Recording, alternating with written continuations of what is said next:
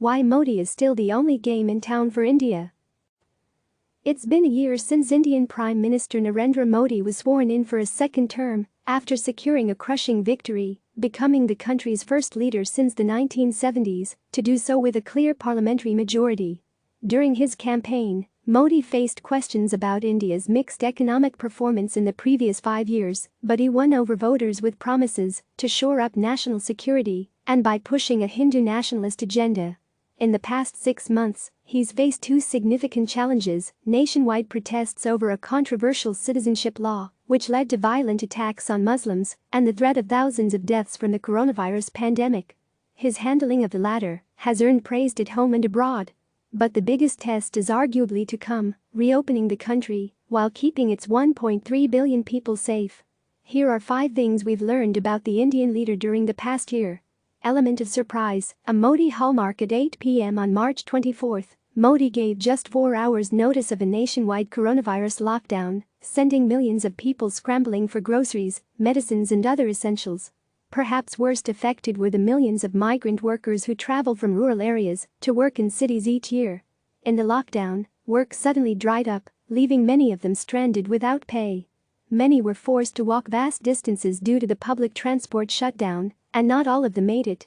Modi's sudden decision, accompanied by poor planning and execution, left local administrations confused over what was and wasn't allowed, such as exemptions for online grocery deliveries amid the halt on all e-commerce operations. This is a part of his governing style, and it can work during normal times, but it's not a good way to operate in a time of crisis where you throw surprises at 1.3 billion people, said Vivek Dahijia, a professor of economics at Carleton University in Ottawa. This, of course, was not the first time Modi has made a snap announcement. On November 8, 2016, Modi declared 500 rupee $7.50 and 1,000 rupee $15 notes worthless, which made up about 86% of the cash in circulation, in a bid to switch the country to digital payments to stop corruption and tax evasion. In each case, there was a 4-hour window for people to react and absolute pandemonium broke out, said Dahijia. The result was massive lines at banks, change was nearly impossible to find, and some businesses resorted to barter, with India's poor and most vulnerable bearing the biggest impact. People in remote places missed the window to exchange years' worth of savings in old currency notes.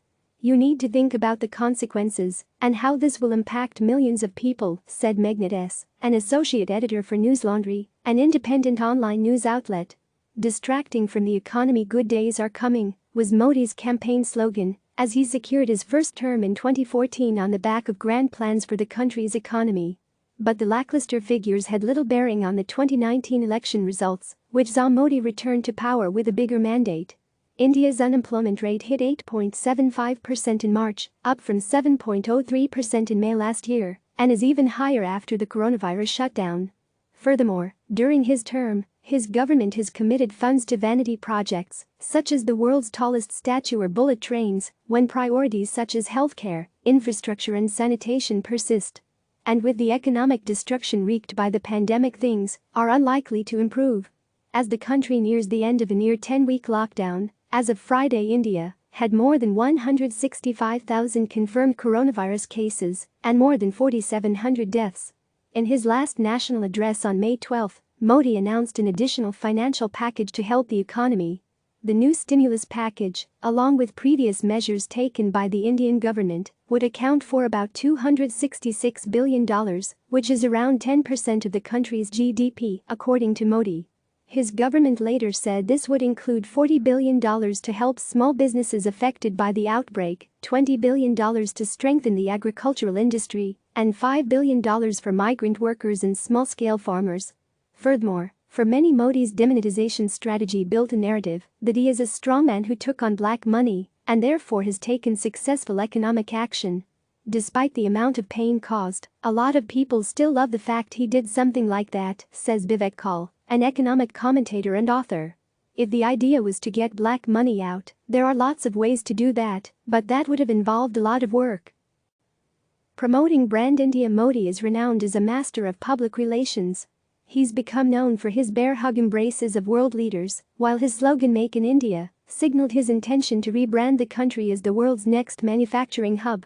In February, He packed the world's largest cricket stadium for a rousing welcome rally for the US President Donald Trump, taglined Namaste Trump.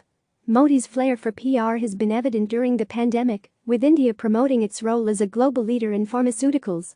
A number of world leaders lined up to thank India for its work supplying generic drugs like hydroxychloroquine to meet a rise in demand during the pandemic, including President Trump. Extraordinary times require even closer cooperation between friends. Thank you India and the Indian people for the decision on HCQ. Will not be forgotten. Trump tweeted. Modi responded, times like these bring friends closer. The India-US partnership is stronger than ever, we shall win this together.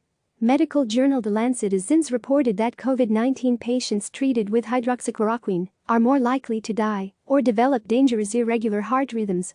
Modi also heavily promoted the country's decision to fly 20,000 citizens home from foreign countries during the pandemic.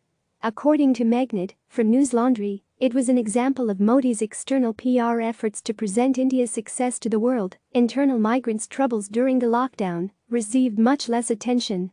Dehijia believes there is a huge cognitive gap between the rhetoric and the reality of Modi's vision of India as a growing economy and an important player in international affairs after recent events dented the country's soft power and image as a vibrant democracy. This was well before the coronavirus crisis when Citizenship Amendment Act protests were taking off. That was not good for India's brand as a liberal democracy. The migrant crisis has further damaged the brand, says Dehijia. Marginalizing Muslims, Modi has not been shy about his pro-Hindu religious policies and has lived up to pledges made on the campaign trail. Last August, he made the surprise decision to scrap a constitutional provision that granted Jammu and Kashmir relative autonomy, which sent the region into turmoil and saw tens of thousands of new troops deployed. Then in November, his government granted Hindus permission to build a temple at the centuries-old Ayodhya holy site, previously claimed by Hindus and Muslims. The next month, India passed a bill to give Indian citizenship to immigrants from 3 neighboring countries, but not if they are Muslim. The pandemic has provided more opportunity to marginalize Muslims after a March gathering in New Delhi of the Tablighi Jamaat, a conservative Muslim missionary group, resulted in a large cluster of cases. Reports of Islamophobic attacks, both online and on the streets, began to surface, with Muslims being accused of spreading the virus. Some members of his ruling Bharatiya Janata Party, BJP, began comparing the incident to terrorism. On Twitter, the head of the BJP's Information and Technology Unit, Amit Malviya, called the gathering part of an Islamic insurrection, while Mukhtar Abbas Naqvi, the BJP's Minister for Minority Affairs, accused the event organizers of a Talibani crime. Like previous incidents, most recently seen in February, when violent communal clashes broke out in the capital New Delhi, the government failed to take stringent action. Modi did put out a tweet on harmony, but it felt like an afterthought. There's a lack of communication, and it's more obvious because otherwise he tweets about everything under the sun, said Meghnad, from News Laundry. Obviously, they, Tablighi Jamaat, are at fault and action should be taken, but to paint an entire community and the conflation of the actions of a few is ridiculous. The government should actively come out, but they let it turn into the monster that it did, he added. Priorities on spending. While Modi's government has announced $266 billion in relief packages during the pandemic, Dehijia, from Carleton University, points out that much of what was announced in a week-long series of press conferences by Finance Minister Nirmala Sitharaman had already been committed. Part of the Modi government brand has been to make these big announcements over things that they've already been doing or what previous governments have done and brand it as a new package. The amount of new money committed is essentially quite small, he said. Sitharaman's penultimate press conference highlighting reforms to sectors such as mining, defense and the country's space program raised eyebrows over the relevance of the announcement during the current situation. Tone deaf is the only charitable explanation, said Dehijia. Many felt more should have been invested in the country's creaking healthcare infrastructure, which has been an issue regardless of the party in power. According to the World Bank, in 2017, India allocated around 3.5% of its GDP towards health.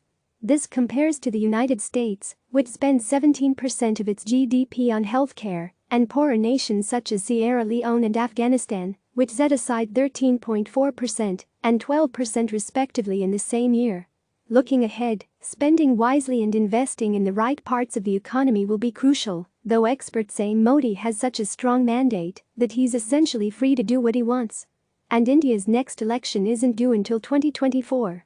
The bigger issue is the lack of credible opposition. The 2019 election dealt a sharp blow to India's main opposition Congress party, which won just 52 seats compared to the BJP's 303. To win, a party needs 272 elected seats out of 543. The result marked the Congress party's second-worst showing ever in a general election. A crisis of any kind greatly empowers the incumbent. Whether it's Trump's nightly news conferences or Boris Johnson's or Modi's announcements, that's what's visible to the public. An opposition party struggle to make an impact or appear on the evening news, said Dahijia.